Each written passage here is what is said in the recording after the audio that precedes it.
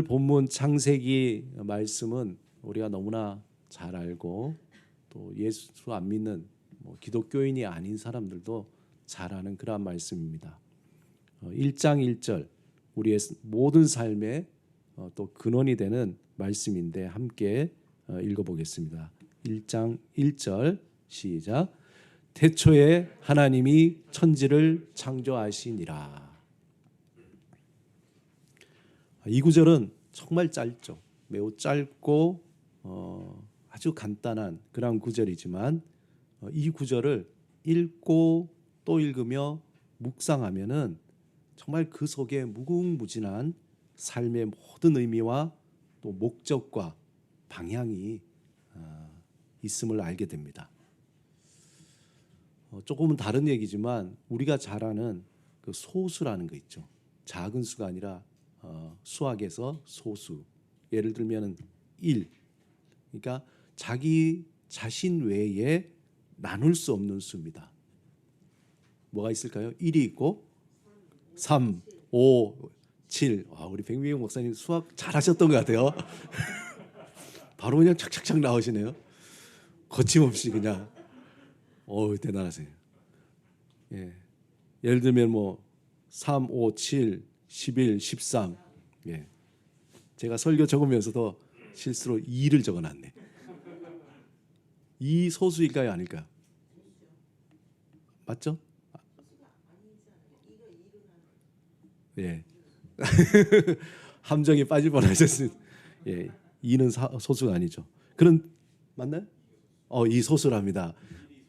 예. 1이 소수가 아니고 제가 혼란에 빠졌습니다. 아무튼 예. 오늘 여러분들 숙제입니다. 한번 여러분 자녀들에게 또 한번 물어보시기 바랍니다.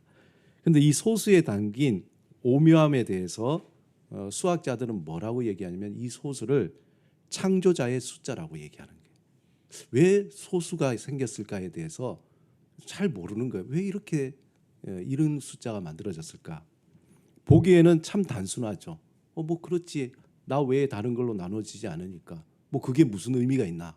그런데 수학자들이 볼 때 너무 신기한 거예요.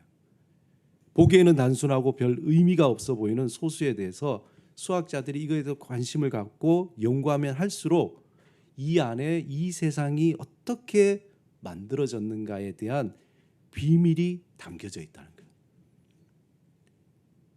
그 중에서 유명한 수학자가 있는데 그 이름이 베르하르트 리만이라는 사람이 있습니다. 여러분들 리만이라는 한 번쯤 들어봤을 텐데 화면에 나오는 이분입니다. 그래서 이 수학자는 원래 목사의 아들이에요. 목사의 아들이고 원래 목회의 길을 가려고 그렇게 준비하고 있었는데 그런데 그 아버지가 아들을 보니까 이놈이 참 신통하게도 수학을 너무 잘하는 거예요. 그래서 목사하기는 조금 그렇고 그럼 너는 수학의 길로 수학자의 길을 가보자. 그래서 수학의 천재적인 소질이 있음을 알고 수학자의 길을 가도록 인도했어요. 참 좋은 목회자죠. 그리고 그가 나중에 수학자가 돼서 만든 가설이 여러분 그 옆에 보이는 유명한 리만 가설. 저거 다 이해하시겠죠? 저는 딱 보니까 이해가 가요. 이해는 가는데 또 이해가 오지 않아요. 막 헷갈리는데 리만 가설이라는 거예요. 이것은 지금도 풀리지 않는 수학의 난제라고 합니다. 근데 이거를 풀어보려고 30년 동안 고생하다가 정신분열로 고생하다 회복된 한 사람이 있어요. 나중에 노벨 경제학상을 수상한 수학자인데 그 사람의 일대기를 만든 그린 영화가 여러분 아는 뷰티풀 마인드. 뷰티풀 마인드의 주인공 존 내시라는 실제 인물이고 옆에는 이제 영화 포스터인데 이 리만 가설은 그 후에 수학자들이 회피하는 대상이 되었다. 왜냐하면 저걸 풀려고 하면 정신분열이 자꾸 일어나는 거예요. 그러니까 누구도 안 하려고 그러죠. 수학의 분야와 또 기하학의 분야가 이제 나중에 이렇게 융합이 되면서 다시 또 관심을 받게 되고 현재도 지속적으로 연구가 되고 있다고 합니다. 그런데 흥미로운 것은 이러한 연구의 중심에는 어떤 질문이 있냐면은 이 리만갓을 중심에는 이 세상은 어떻게 만들어졌을까라는 겁니다. 우리는 도무지 이해할 수 없지만 이 안에 어떤 비밀이 숨어 있다는 거죠. 많은 순수 수학자들 또 물리학자 등이 관심을 가진 것, 이 세상은 어떻게 시작이 되고 어떻게 형성이 되었을까. 그래서 어떤 수학자는 이렇게 얘기한답니다. 리만 가설이 풀리면은 이 세상에 종말이 올 것이라고. 안 풀라 그러겠죠. 리만 가설이 풀리면 종말이 온다는. 세상이 어떻게 시작되었을까에 대한 질문은 단지 이러한 과학자들만의 질문이 아니라 또 우리의 질문이기도 합니다. 모든 사람의 질문이죠. 우리가 잠시 다른 생각을 멈추고 자신을 돌아보면은 갑자기 이런 커다란 질문들이 우리에게 다가와요. 나는 왜 여기에 있는 것일까? 내가 산다는 게 무엇일까? 또 나는 누구인가? 우리가 사는 이 인생은 또 무엇일까? 이 세상은 또 어떻게 될까? 뭐 이런 등등의 많은 거대한 질문들이 우리에게 다가옵니다. 그렇지만 우리가 바쁜 일상 때문에 먹고 살아야 하기 때문에 이런 질문들은 다 밀어놓죠. 밀어놓고 숨겨둔 이런 질문들이 고개를 쳐들고 우리에게 다가오게 되죠. 그런데 이 질문들을 또 계속 묻고 또 묻고 거꾸로 올라가면은 결국 궁극적으로 질문하는 게 되는 게 바로 이 세상은 그럼 도대체 어떻게 시작되었을까 이거죠. 어떻게 시작되었을까? 이처럼 이 세상의 창조에 대한 명확한 답, 확신이 없다면은 사실은 이유에 대한 모든 질문과 답은 공허합니다. 그렇지 않아요? 여러분 마치 수백 층의 높은 건물 거기에 있어야 할 기초가 없이 서 있는 거하고 똑같아요. 물론 뭐 우리가 기초 없이 그런 게 서 있을 수가 없잖아요. 그런데 아주 높은 고공의 어떤 건물을 세웠지만 그 기초가 없다면 그 위에 서 있는 사람은 얼마나 불안해요. 그전에는 없다는 걸 모르고 살아갈 때는 그냥 살아갔는데 여기에 기초가 없대. 무너진대. 그러면은 얼마나 그 살아가는 삶이 공허하고 불안할까요? 우리가 이러한 거대한 질문, 이 세상은 어떻게 시작되었을까? 아이고 목사님, 내일 먹고 사는데도 바쁜데 그냥 그건 뭘 질문하세요? 그냥 넘어갑시다 라고 얘기할 수 있지만 그냥 먹고 사는데 넘어갈 수 있는 그런 질문이라고 생각했는데 어느 날 정말 우리 삶의 그 기초가 되는 그 질문에 답이 없다면은 내가 먹고 사는 게 무슨 의미가 있는 거예요. 내가 이렇게 분주하게 살아가고 여러 가지 애를 쓰고 치열하게 살아가는 게 화를 내고 좋아하고 이 모든 것들이 무슨 의미가 있냐는 것이죠. 오늘 창세기 1장 1절을 우리가 어떻게 받아들이냐에 따라서 그래서 중요한 거예요. 이 질문에 대해서 어떻게 받아들이냐에 따라서 우리의 삶의 의미와 목적과 방향이 달라집니다. 우리가 이 구절에 아멘이라고 반응할 경우에 하나님이 우리에게 이제 말을 걸어오기 시작하는 거예요. 이전에는 하나님이 나와 상관이 없었지만 태초에 하나님이 천지를 창조하셨다라고 할 때에 아멘이라고 할 때 그때부터 하나님은 우리에게 말을 걸어오기 시작합니다. 그리고 그 음성이 우리에게 들려오기 시작하죠. 이전에 우리에게 수없이 하나님이 말을 걸어왔지만 들을 수 없었던 그 음성을 이제 듣기 시작하고 말하기 시작하고 하나님과 대화하기 시작하는 거예요. 이 구절을 잠잠히 묵상하면 이제 이후에 어떤 일이 일어날까도 예상이 되는 거예요. 아무것도 없는 무에서 하나님은 이제 무엇인가 막 우리를 통해서 나 자신을 통해서 시작하기 시작합니다. 완전한 무에서 하나님은 무엇인가 시작하셨잖아요. 우리는 이 말에 대해서 믿음으로 쉽게 받아들일 수 있습니다. 하지만 여러분들 예수 그리스도를 믿지 않는 자, 하나님을 믿지 않는 자에게는 하나님이 태초에 천지를 창조하셨다는 이 말이 불편하죠. 관심도 없을 뿐만 아니라 불편합니다. 이 부분을 받아들이지 못해요. 마치 음식물이 여기 꽉 차 있는 것처럼 아주 답답해요. 그 뭐 대단한 거라고. 그러므로 이 구절은 이 세상이 어떻게 만들어졌는가에 대한 과학적인 사실 기술이라기보다는 신앙적인 고백의 표현. 태초에 하나님이 천지를 창조하셨다. 과학적으로 어떻게 이게 아니라 우리의 신앙적인 고백이 있어요. 이 말을 다르게 표현하면은 태초에 하나님이 천지의 창조주이시며 만물을 창조하셨다라는 말이죠.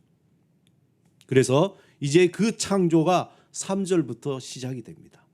첫째 날에 빛을 만드시고, 둘째 날에 하늘을 만드시고, 셋째 날에 땅과 식물을 만드시고, 그리고 넷째 날에 하늘의 발광체로 해와 달을 만드시고, 다섯째 날에 하늘을 날아다니는 새와 또 바다에 사는 물고기를 만드셨다. 여섯째 날에는 동물들과 인간을 만드셨습니다. 그리고 마지막 일곱째 날에는 하나님이 모든 것을 다 내려놓고 쉬는 안식을 창조하셨다. 우리가 창세기 1장 1절을 믿음으로 받아들일 때 무엇보다 중요한 것은 이 세계가 이제 새롭게 보이기 시작하는 거예요. 이전에는 모든 것이 과학적으로 또 이성적으로 합리적으로 보이던 세계였습니다. 하지만 이제 믿음의 눈으로 하나님의 그 창조의 그 말씀을 받아들일 때 새로운 시각, 믿음의 눈이 우리에게 열리기 시작하는 거죠. 히브리서 11장 3절에 이렇게 기록합니다. 같이 한번 읽어보겠습니다. 시작. 믿음으로 모든 세계가 하나님의 말씀으로 지어준 줄을 우리가 아나니 보이는 것은 나타나는 것으로 말미암아 된 것이라. 로마서 1장 20절 한 번 더 시작. 창세로부터 그의 보이지 아니하는 것들 곧 그의 영원하신 능력과 신성이 그가 만드신 만물에 분명히 보여 알려졌나니 그러므로 그들이 핑계하지 못할지니라. 놀랍게도 1장 1절을 아멘으로 받아들일 때에 우리에게 새로운 시각, 새로운 세계가 열리게 되는 거예요. 그 모든 것이 하나님의 손에 의해 창조되고 하나님의 영광을 나타나 보임을 알게 되는 거예요. 이전의 삶에는 과학적인 눈으로, 또 이성적인 눈으로, 합리적인 눈으로 세계를 바라보다가 이제는 믿음의 눈으로 세상을 바라보며 우리에게 다가오는 모든 것을 새롭게 반응하는 거예요. 믿음의 눈으로 세상을 보기 이전에는 우리 앞에 놓여 있는 삶이 단지 나만의 것이고 내가 삶의 주인이고 내가 풀어야 할 숙제이고 이 고통의 바다 속에서 뭔가 이루어내고 성취해야 되고 또 나의 것을 위해서 더 많이 소유해야 된다고 생각을 했던 거예요. 그런데 창세기 1장 1절을 받아들일 때에 우리는 새로운 소망을 갖게 됩니다. 삶의 주인이 내가 아니라 내가 삶의 주인인 줄 알았는데 아니구나. 하나님이 삶의 주인이시구나. 그것을 알아차리게 됩니다. 우리의 삶을 통해서 이제는 내가 무엇을 성취하고 내가 더 많이 가지고 더 높이 올라가고가 아니라 우리의 삶을 통해서 하나님이 어떤 분이신가를 알아가는 것에 새로 눈을 뜨게 됩니다. 그리고 하나님은 우리의 삶을 통해서 하나님이 본인이 어떤 분이라는 걸 우리에게 말을 걸어오세요. 그리고 알려주십니다. 우리는 하나님의 피조물이며 하나님의 영광을 위해서 부르심을 받았다는 것을 이제 알게 되는 거예요. 이게 참 중요합니다. 하나님이 나를 부르시고 대화하는 이 모든 것들이 하나님이 우리를 통해서 영광을 드러내기 위한 것이라는 것이죠. 그래서 인생이라는 것, 우리의 인생이라는 것은 나의 만족과 유익을 구하고 부귀영화를 누리며 살아가는 것이 아니라 하나님의 그 신비로움, 하나님의 그 신비를 경험하고 하나님께서 숨겨두신 은혜의 선물을 찾아내면서 하나님이 이런 분이구나. 그리고 그 하나님을 통해서 나는 이러한 존재구나. 오늘 찬양에도 나를 지으신 주님, 내가 누군가를 더 명확하게 알아가기 시작하는 거죠. 하나님이 누구신가를 알고 내가 누군지 알아가면서 이전에 알지 못했던 풍성한 은혜와 복을 누리면서 살아가는 거예요. 에베소서 1장 10절에 보면 우리는 그가 만드신 바라 그리스도 예수 안에서 선한 일을 위하여 지으심을 받은 자니 이 일은 하나님이 전에 예비하사 우리로 그 가운데서 행하게 하려 하심이라. 베드로전서 2장 9절에 보면 너희는 택하신 족속이요 왕 같은 제사장들이요 거룩한 나라요 그의 소유가 된 백성이니 이는 너희를 어두운 데서 불러내어 그의 기이한 빛에 들어가게 하신 이에 아름다운 덕을 선포하게 하려 하심이라. 이 초점, 하나님의 영광을 위해서 부르심을 받고 우리의 삶을 통해서 하나님의 영광을 드러내며 또한 우리의 인생을 통해서 하나님을 알고 나를 알고 그리고 하나님의 그 신비와 경험하는 그것이 하나님의 부르심이라는 것을 우리가 명확히 알 때에 우리에게 다가오는 세상의 유혹과 걱정과 고난과 시련과 그 사사로운 많은 걸림돌들을 우리는 다 헤쳐나갈 수 있는 거예요. 이것이 희미해지면은 자꾸 고개를 이쪽으로 돌렸다 저쪽으로 돌렸다 그리고 하늘을 봤다 땅을 봤다 기웃기웃하는 거예요. 그리고 우리가 살아가는 삶이 명확하지 않고 어정쩡하게 생활하는 거예요. 어정쩡하게 살아가니까 삶에 만족도 없고 기쁨도 없고 열매도 없는 거예요. 여러분 망치질 할 때요 못이 있으면은 그 못 대가리라 그러잖아요. 못 머리를 보고 망치질을 정확하게 때려야지 그 못이 나무에 하나는 깊이 박히는데 거기는 안 보고 자꾸 엉뚱한 데 보면은 엉뚱한 데 망치질만 하는 거예요. 힘은 빠지죠. 못은 안 들어가죠. 그냥 불평불만 뭐가 일이 안 이루어지죠. 그런 겁니다. 여러분 기억하시기 바랍니다. 우리는 하나님의 영광을 위해서 부르심을 받았다는 거예요.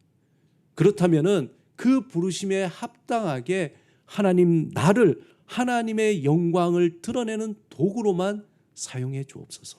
그 외 것들은 다 잘라주옵소서.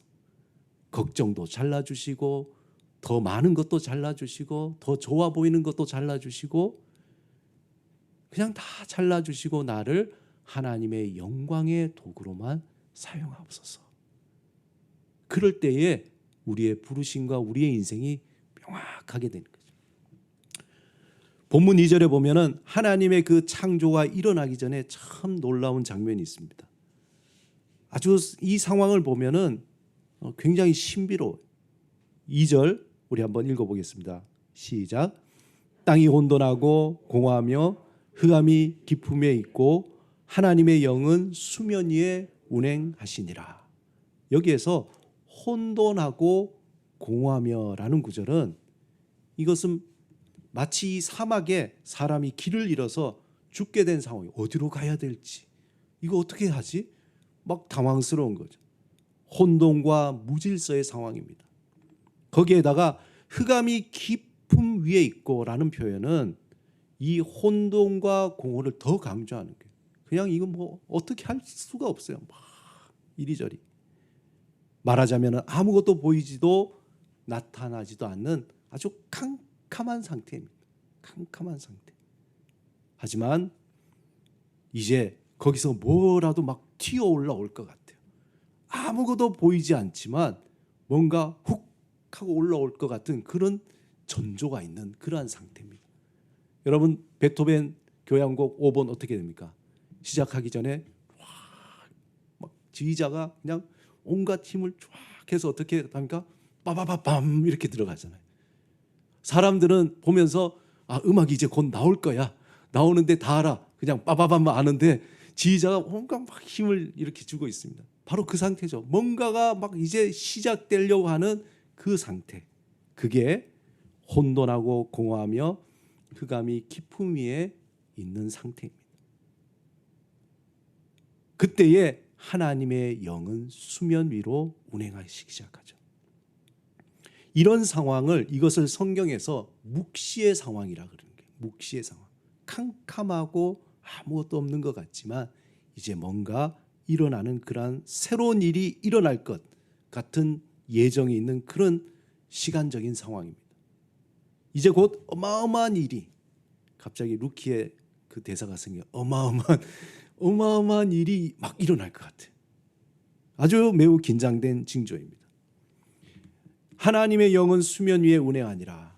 이러한 분위기에 하나님의 바람, 하나님의 영이 마치 암탉이 알을 품고 있는 그러한 형태를 이야기하는 거예요. 거기서 알을 까고 그 다음에 병아리가 나오듯이 이제 어떤 뭔가가 새 생명이 태어날 것 같은, 이제 곧 알에서 생명이 태어나는 것처럼 하나님이 그 생명의 무엇인가 새로운 일이 막 시작하는 강한 임재의 표현으로 하나님의 영은 수면 위에 운행하시니, 그 감 속에서 운행하시니, 이러한 존재와 함께 드디어 창세기 1장 3절에서 5절의 일들이 일어납니다. 하나님의 창조의 날이 이제 시작이 되는 거죠. 3절에서 5절 함께 읽겠습니다. 시작. 하나님이 이르시되 빛이 있으라 하시니 빛이 있었고 빛이 하나님 보시기에 좋았더라. 하나님이 빛과 어둠을 나누사 하나님이 빛을 낮이라 부르시고 어둠을 밤이라 부르시니라. 저녁이 되고 아침이 되니 이는 첫째 날이라. 우리가 예수 그리스도를 죄에서 구원해 주실 구원자로 나의 삶의 주인으로 영접할 때에 하나님은 우리에게 빛으로 다가오십니다. 우리 안에 있는 죄악의 어둠을 비추시고 드러나게 하시며 회개하여 우리를 어둠의 자녀에서 빛의 자녀로 변화시켜 주십니다. 우리는 하나님의 심판을 받는 죄인에서 하나님의 빛 가운데로 살아가는 하나님의 자녀로 새로운 신분으로 변화시켜 주셨습니다. 우리가 창조주 하나님을 고백할 때에 하나님은 우리에게 빛으로 다가오셔서 우리 안에 있는 걱정과 근심과 절망의 어둠, 그 어두움을 살아있는 소망으로, 산 소망으로 변화시켜 주십니다.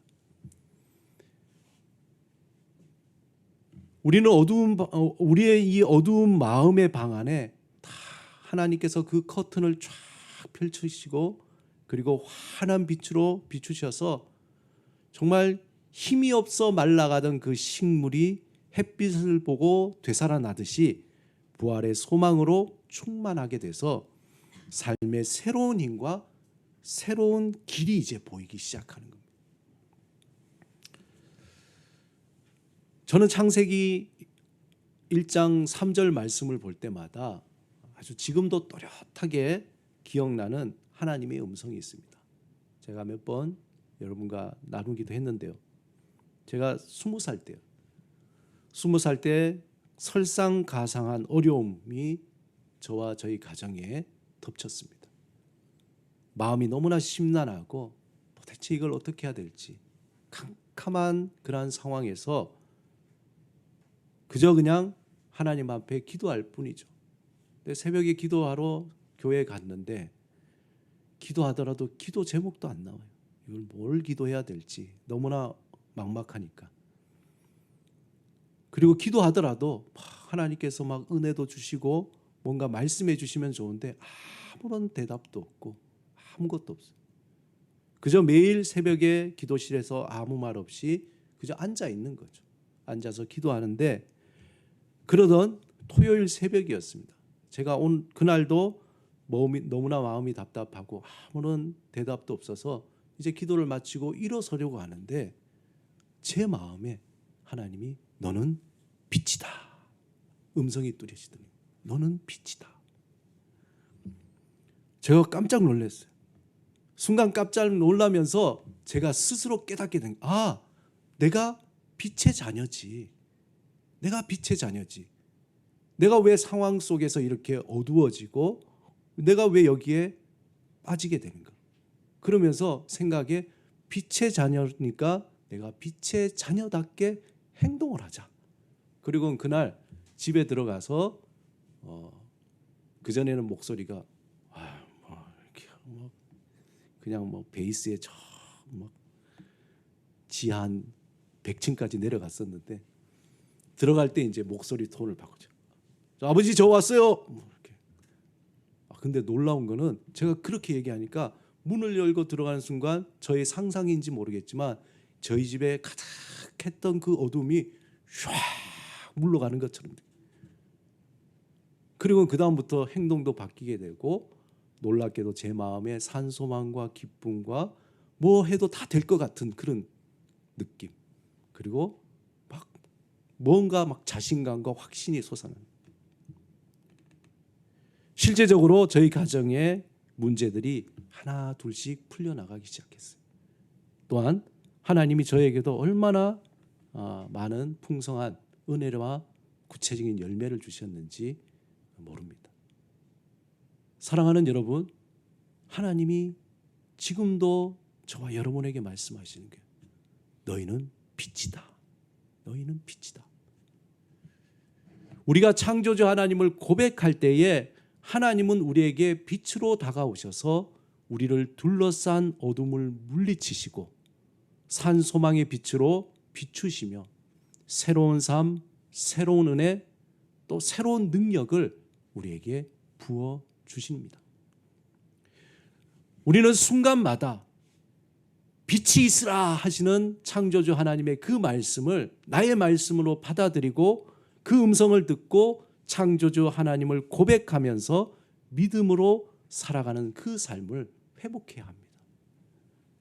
하나님은 우리를 통해서 하나님의 창조의 세계를 회복하시고 완성하시기를 원하세요. 하나님은 하나님의 빛으로 부르심을 받은 빛의 자녀답게 하나님이 주신 모든 것들을 소중히 여기고 지키고 보호하며 살아가길 원하십니다. 특별히 우리에게 주신 이 모든 자연 환경들, 여기에 대해서 감사하고 또 보호하고 또 지켜나가는 마음이 필요하죠. 이 모든 것은 하나님이 우리를 위해서 선물로 주셨고 우리가 살아갈 수 있도록 은혜로 베풀어 주실 것이기 때문에 우리가 어떤 것으로도 값을 치를 수 없는 아주 소중한 것입니다. 특별히 이번 사순절을 보내면서 이 주제가 창조주 하나님을 새롭게 고백하며 우리의 믿음으로 견고하게 하는 그런 시간. 하나님의 창조의 세계를 묵상하면서 또 하나님의 그 창조의 세계를 통해서 그것을 지켜나가는 하나님의 그 새로운 빛의 자녀로 살아가기를 여러분 바랍니다. 빛의 자녀로서 우리의 삶에 드려진 어둠을 물리치고 이겨낼 수 있는 믿음이 충만해지는 그러한 사순절이 되기를 바랍니다. 무엇보다 하나님이 주신 모든 것, 창조의 세계를 묵상하면서 하나님이 만드신 자연 환경에 대해 새롭게 바라보는 그러한 시각이 우리가 이 시대에 우리 그리스도인들에게 주어진 사명이라고 봅니다. 하나님이 모든 만물의 주인이시고 소유자이심을 분명히 알아 삶의 자리에서 이제는 그냥 생각이 아니라 구체적으로 뭔가 행동을 해야 되겠죠.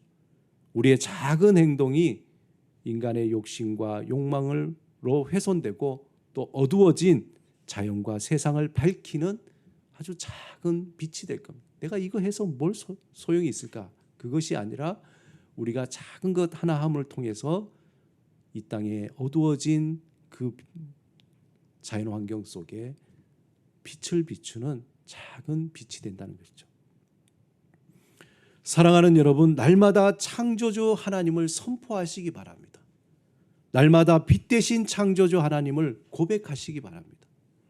또한 날마다 우리를 통해서 하나님의 영광을 나타내실 창조주 하나님을 의지하시기 바랍니다. 빛이 있으라 말씀하신 하나님의 음성을 마음에 새기면서 날마다 창조주 하나님을 고백하며 믿음으로 하나님의 그 풍성하심과 하나님이 내려주신 그 은혜와 복을 누리며 살아가는 저와 여러분이 되시기를 주님의 이름으로 축원합니다. 우리 같이 한번 기도드리겠습니다. 오늘 말씀을 생각하시면서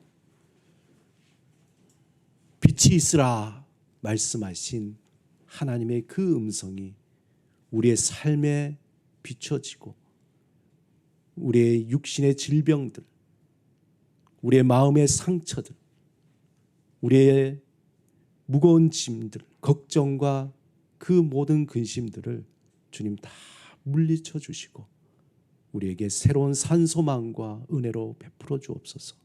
새롭게 살아나게 하옵소서.